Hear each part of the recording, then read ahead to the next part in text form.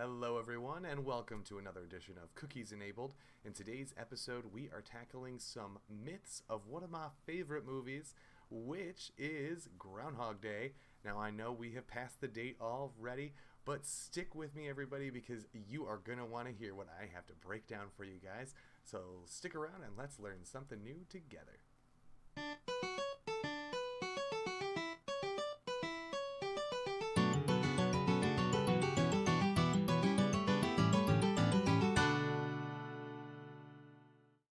Okay, so for those of you that did not get a chance to actually see Groundhog's Day, you can stream it live right now on Paramount Plus if you have a subscription, or you can purchase it to watch on Amazon and Vudu. I'll put all the links below in the description. But let me give you a brief description.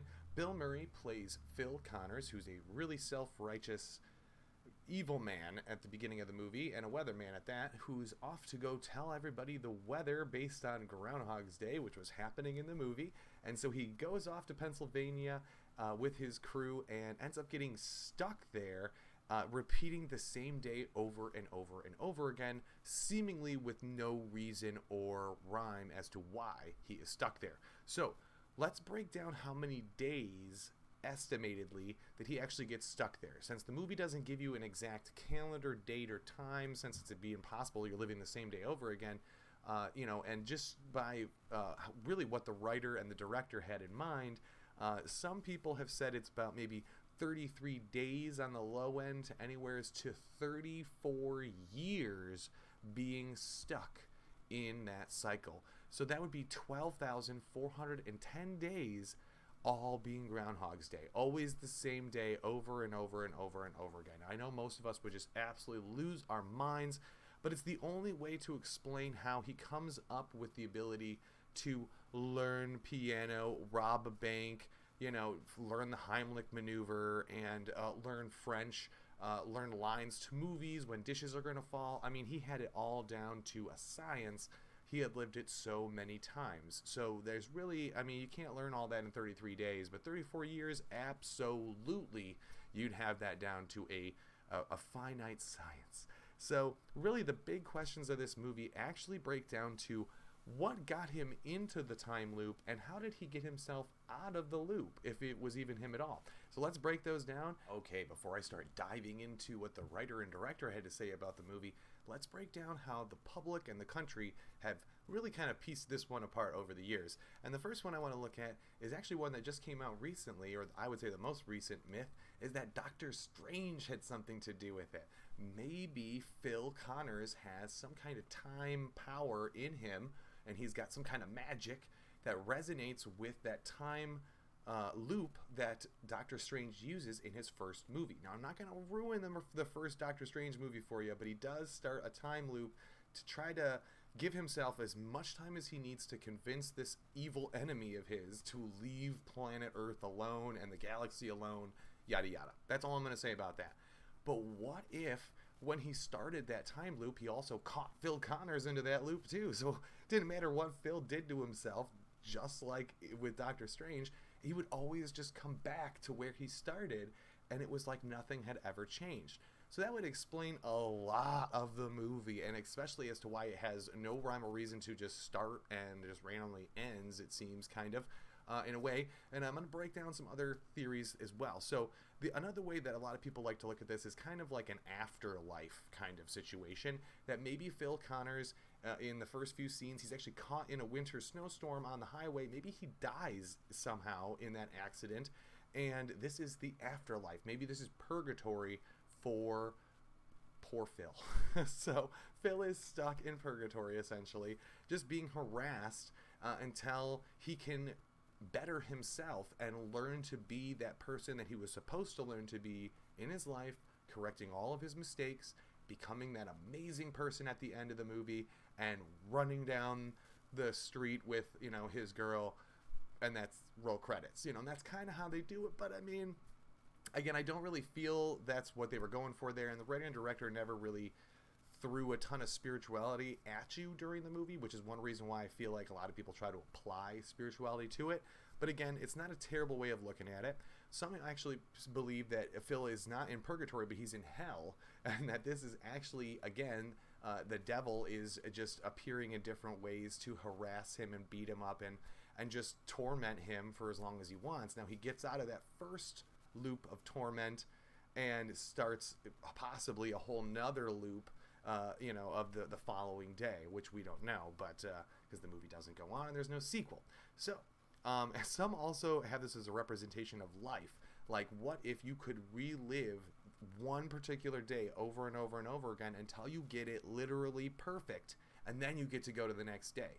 So, I mean, that would be cool, but not what the writer was going for. It's not really, it's a cool idea to apply to the movie, but that's not what they were going for. So, now some other ideas like tarot cards being applied to different scenes and different characters, and how like the whole deck is somehow in the movie. These are really cool ideas, but I'm just going to post some of these down in the comments below for you guys to dig through yourself. I didn't find much steam. These are very circumstantial, and that's why I kind of had to just put them to the side. So I'll let you decide on those. Let me know in the comments below. I can't wait to hear what you guys got to say. But stick around. I'm going to break down some of these other myths for you guys and explain to you what I think got him in and out of the loop.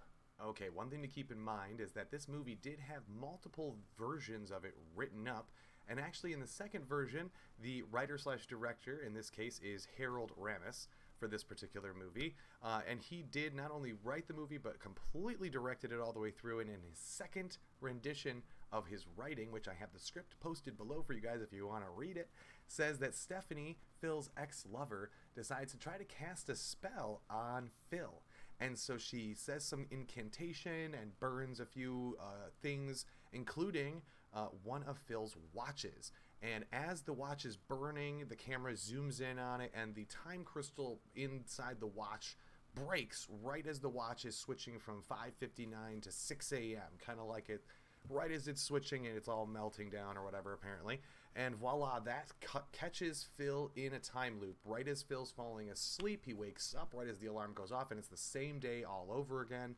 Voila, Stephanie has done it. And that would also explain why every single day is the same way, because she would also be casting the same spell over and over and over and over again until the day that Phil can prove to the world that he is a better person, and voila, suddenly he's out of the loop and everything's fine, everything's back the way it's supposed to be. Now, I have to read a quote from the writer as well that also backs up my 34-year determination of how long he was in the loop. And the quote is as this: "I think the 10-year estimate is too short." And he's talking about the bloggers that came up with, I think, 8 to 12 years. He's saying at least 10 years to get good at anything, and allotting for the downtime and misguided years spent, it had to be at least 30 or 40 years. People have way too much time on their hands, and you could be learning to play the piano, or to speak French, or to sculpt ice, yada yada. And so that's what the director really had in mind, is that he was trying to show everybody that we have way more time on our hands than we say we do, and instead of complaining about it, we should just be learning about it and doing the best we can with the time we have. And we would be way more impressed with ourselves if we could see what we did with our time. So that was kind of the idea with the plot and the amount of time that Phil had to spend in that loop. And that was also another reason why he decided to cut the whole ex-lover thing. It was too much like a romance thing of him trying to prove himself as a good man. And again, there's other ways to get to it. And I think this is what the director decided to do. Instead of using the ex-lover as a problem, he used Ned Ryerson as the spellcaster. Now again, this is just me coming in with this as a guess, and I have some really good evidence to support myself. Now, in the first several days that he repeats himself, one of the first main characters that we see is Ned Ryerson, and he is diligent at always being at the same spot at the same time every day to make sure he runs into Phil. And Phil does his best to try to avoid Ned, and you see this throughout the years as they're playing out. He's having tons of fun trying to avoid Ned and mess with Ned, and it's almost like there's this banter going on between him and Ned in the background that we just never really caught on to. But maybe that was the point. Maybe Ned had sold insurance to everyone in the town, and so the only person left was Phil, because now Phil's in town, and Phil used to live there, so he gives this cast a spell or whatever, and voila, Phil is stuck in the Groundhog Day, just reliving it over and over and over again, until, if you pay very close attention to the party scene at the end of the movie, Phil actually does sign all of the insurances, and Ned gives a small list of the insurances, including like electrocution and drowning and suffocation and all these things that pretty much he did to himself during his time looping through time. His insurances would now cover any of those problems, but since that day was the perfect day and he didn't need his insurance on those days, he can now live the rest of his life assured that his insurance will be there to make sure everyone in his life stays happy even though he's not there or something happened. So it's a weird way of looking at the movie, but that was where I seemed to put two and two together, was that this insurance salesman dude is always trying to sell him insurance. He's always saying no. Right at the end, suddenly he says yes, and it's the perfect day. He fixes the lady's tires that are stuck in their old car, and they have blown a flat tire. He literally goes on and on and on. And Ned even kind of foreshadows to this in the very first time we see Ned.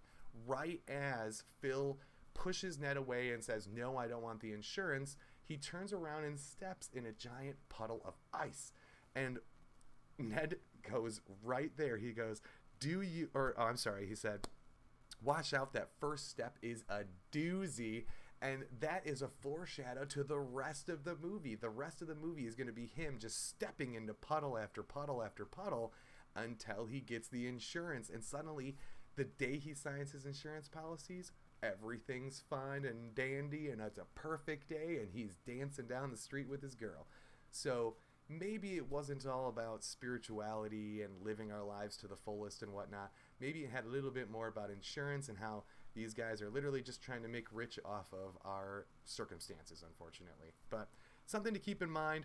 I definitely think this is a movie that will last for generations, and it's a great time to watch any time of year, regardless of the weather and what your situation is in life. It's always a great time, and definitely, take what you will about the whole Ned Ryerson situation, or maybe Doctor Strange had something to do with it, but let me know what you guys think in the comments, and definitely check out our other videos here as well. Don't forget to find us on Instagram, Facebook, Twitter, Reddit, and more, and check us out all the time on our email as well. We're at cookiesenabled01@gmail.com. But I'll see you guys all next time. I know I learned something new. Hope you guys did too.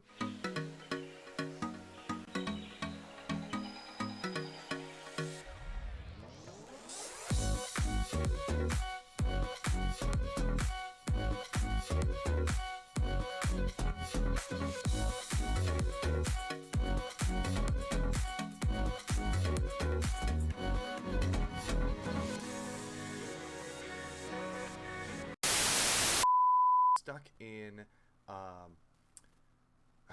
I'm already drawing a blank. Okay, pause.